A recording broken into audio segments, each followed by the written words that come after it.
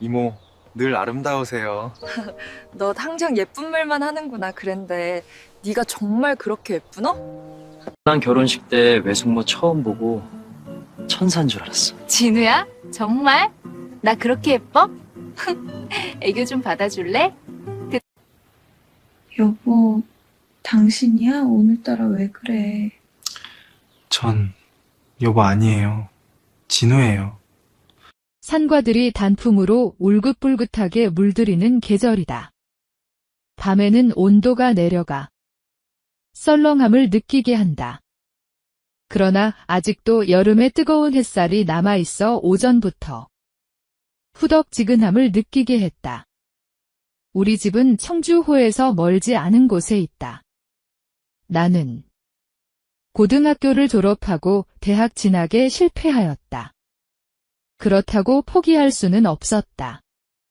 재수생이 되어 학원과 도서관을 오가고 있다. 일요일이 되어 책상머리에 붙어 방구석에 틀어박혀 있으니 지루함을 느꼈다. 보던 책을 덮어놓고 거실로 나갔다. 현관문이 열리고 파출부 아줌마가 들어왔다. 어렸을 때 어머니가 암으로 돌아가셨기 때문에 파출부 아줌마가 집안 살림을 하였다. 남편이 해외 근로자로 중동에 나가 있는 파출부 아줌마는 어린 딸 하나를 데리고 산다는 말을 들었다. 아버지와 나는 그녀의 딸 이름을 따서 경숙 아줌마라고 불렀다. 그녀는 하루에 서너 집의 일을 한다고 한다. 우리 집에서는 오전 시간만 일하고 있는 경숙 아줌마는 작은 키에 통통한 몸집이다. 거실로 들어오다가 나와 시선이 마주친 경숙 아줌마가 미소를 지었다. 진우 학생 있었네. 아버지는 가게 나가셨나 봐요. 아버지는 꽤 규모가 큰 슈퍼를 운영하고 있었다. 가끔은 나도 아버지가 운영하는 슈퍼로 나가서 도와주기도 하였다. 아줌마는 들고 온 가방을 소파에 내려놓았다. 그리고 습관처럼 청소를 시작할 모양인지 팔소매를 걷어 올렸다. 식사는 하고 나가셨나? 내 주방으로 향하려던 경숙 아줌마가 나의 아래 위를 살폈다. 아줌마의 시선은 나를 향해 있었다. 순간 나는 얼굴을 붉히며 돌아섰다. 평소에 아줌마는 나에게 친근감을 느끼게 했다.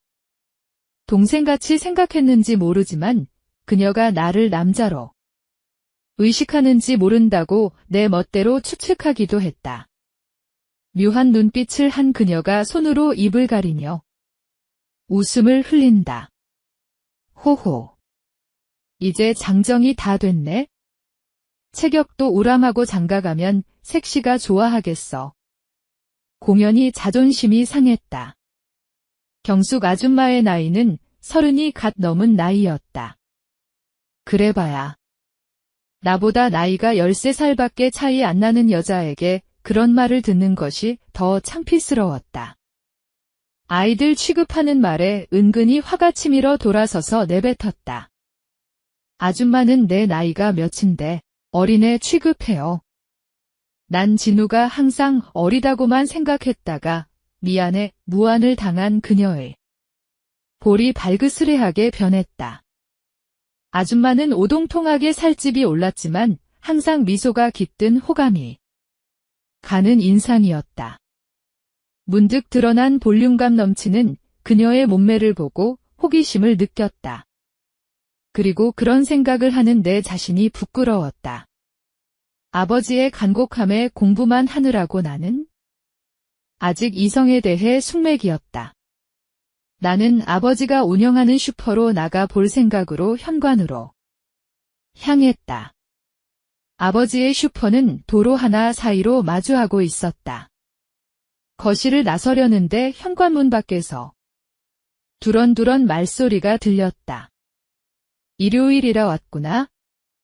응, 오래간만에 형님하고 낚시질이나 할까 하고. 그렇지 않아도 심심했는데 잘 왔어. 아이고. 이주번이만 괴롭히는 거지요. 뭐. 현관문이 드르륵 열리고 아버지가 들어섰다.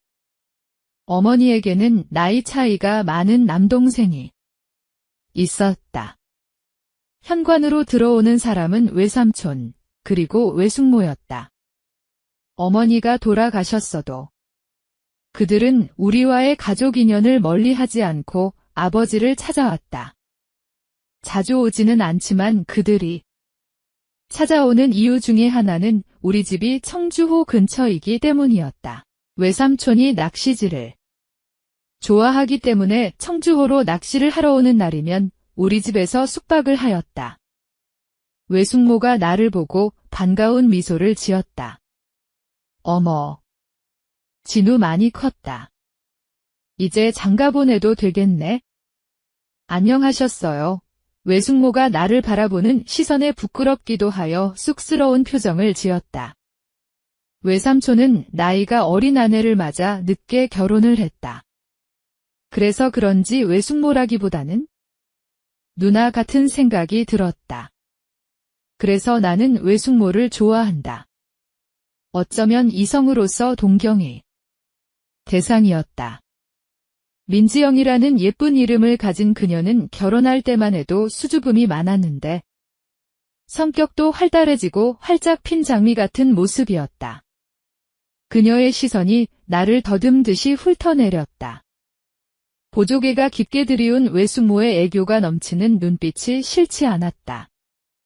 결혼 초만 해도 날씬하고 나긋나긋한 자태의 그녀에게서 여인네에 무르익은 냄새가 물씬 풍겼다. 거실로 들어서자마자 외삼촌이 아버지를 재촉했다. 지금 바로 갑시다. 뜸들일 필요 뭐 있어요. 해도 짧아지는데. 그럴까 성급하게 서두는 외삼촌의 말에 아버지는 너털웃음을 흘렸다. 아버지는 찾아주는 외삼촌이 마냥 반갑기만 하다는 표정이었다. 그렇지만 외숙모가 탐탁지 않은 눈빛으로 외삼촌에게 눈을 흘겼다. 저희는 매일 술 타령 아니면 낚시밖에 몰라. 외삼촌이 계면적은 표정을 지었다. 아버지가 진열장 위에서 낚시 가방을 꺼냈다. 그리고 외숙모의 말에 주눅이 든 외삼촌의 표정을 살폈다. 요즘 술 많이 하니? 많은 정도가 아네요. 이제 저는 거들떠도 안 보고 매일 밤 술 마시고 새벽 3시에 들어와요. 아버지의 물음을 기다렸다는 듯이 외숙모가 외삼촌을 대신해서 푸념을 했다. 마치 고자질이라도 하듯이 내뱉은 외숙모가 외삼촌을 향해 못마땅한 표정으로 눈을 흘겼다. 아버지는 여전히 넉넉한 웃음을 흘리며 외삼촌을 위로한다. 건강 생각해서 술 줄여야지. 자, 그럼 나가자고. 저는 피곤해서 그냥 집에 있을래요? 두 분이나 다녀오세요. 외숙모가 탐탁지 않은 모습으로 소파에 주저앉았다. 거실을 나서려던 아버지와 외삼촌이 어이가 없다는 표정을 하고 멈추어 섰다. 그리고 이구동성으로 외숙모에게 말했다. 왜 같이 가지 않고? 여기까지 왔으니 같이 가. 하지만 외숙모는 쌀쌀맞은 눈빛으로 외삼촌을 쏘아 보았다. 아버지와 외삼촌의 권유에도 꼼짝하지 않고 소파에 앉아있는 그녀가 툭 쏘아 붙였다.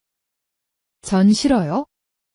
가봐야 남정네들 사이에서 재미도 없어요. 외숙모의 차가운 표정을 살핀 외삼촌은 말없이 현관문을 나섰다. 멀뚱하게 서서 바라보는 내 시선은 엉뚱한 곳에 쏠려 있었다. 소파에 앉아있는 외숙모의 짧은 스커트였다. 진우는 슈퍼 좀 가서 봐줘라. 아버지는 슈퍼를 종업원들에게만 맡겨놓는 것이 불안한 모양이었다. 슈퍼에 나가 있는 것이 싫었으나 두말하지 않고 집을 나섰다. 거실을 나서면서 외숙모의 스커트를 힐끔거리고 훔쳐보았다. 외삼촌이 몰고 온 지프차에 아버지가 올라타는 모습을 보며 슈퍼로 들어갔다. 그러나 슈퍼에는 손님이 별로 없었다. 여 종업원 2명이 한가한 모습으로 있었다. 뒤늦게 여종업원들과 제잘거리다 슈퍼를 나왔다. 점심 식사를 하려고 집으로 향했다. 파출부 경숙 아줌마는 일을 끝내고 돌아갔는지 모습이 보이지 않았다. 외숙모의 모습은 보이지 않고 집안은 텅 빈 것처럼 조용하였다. 나는 점심 대신 슈퍼에서 라면이라도 먹을 걸 잘못했다는 생각을 했다. 귀찮지만 점심 한 끼를 때우려고 주방으로 향했다. 주방으로 향하다가 열려진 안방 문을 들여다보았다. 방 안을 들여다보고 어이가 없어 입을 다물지 못했다. 아버지의 침대 위에 외숙모가 세상 모르고 잠들어 있었다. 그런데 나를 더 놀라게 한 것은 외숙모의 잠든 모습이었다. 외숙모는 깊이 잠들었는지 고른 숨소리만 들렸다. 잠든 외숙모를 바라보던 나는 얼굴을 붉혔다. 가슴속의 심장이 뚝딱거렸다. 나에게 어떻게 그런 용기가 났는지 모르지만 외숙모에게 다가갔다. 자기야, 그러지 마. 달콤한 잠에 빠진 그녀는 아마도 남편인 줄 알았던 모양이었다. 그러던 중 외숙모가 눈을 뜨고 올려다보았다. 외숙모의 부릅뜬 눈동자와 시선이 마주쳤다. 진호야. 이러면 안 되는데. 그럼 어떻게? 외숙모도 나도 어쩔 수 없는 상황이었다.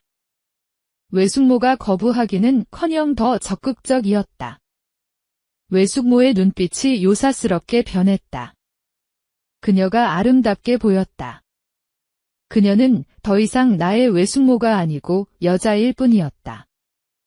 우리가 지쳐서 잠이 들었다가 깨어난 것은 어둑해지는 저녁 무렵이었다. 밤이 스리 내리기 시작할 무렵에 아버지와 외삼촌이 낚시를 끝내고 돌아왔다. 여자는 유물 같다는 생각을 했다. 외숙모는 언제 그랬냐는 표정으로 생색을 내고 외삼촌과 서울로 올라갈 준비를 했다. 아버지와 나의 배웅을 받으며 외삼촌과 외숙모가 서울로 올라가기 위해 밖으로 나갔다.